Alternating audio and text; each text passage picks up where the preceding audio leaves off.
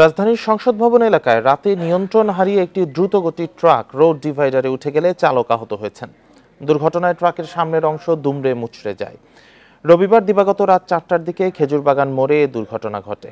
প্রত্যক্ষদর্শীরা জানান, বিজয় সরণির দিক থেকে দ্রুত গতিতে আসতে থাকে ট্রাকটি। বিকাশে কম খরচে ক্যাশ আউটের লিমিট বেড়ে 50,000, প্রিয় এজেন্টও 2টা।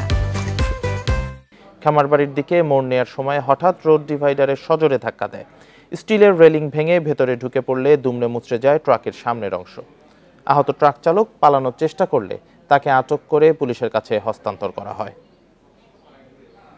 শব্দ শুনতে পাই, ওদিক থেকে দৌড়ে দিই, রেলিং টেলিং সব মাইরা দিয়েছে। মেট্রো রেলে পুলিশে ডাক দিলাম, MIT পুলিশে, ওনারা আসলো। ক্রসিং করার সময় একটা প্রাইভেট ট্রাক এই মেট্রো রেলের যে আইল্যান্ডটা এটার উপর মেরে দেয়। ড্রাইভার আমাদের হেফাজতে আছে।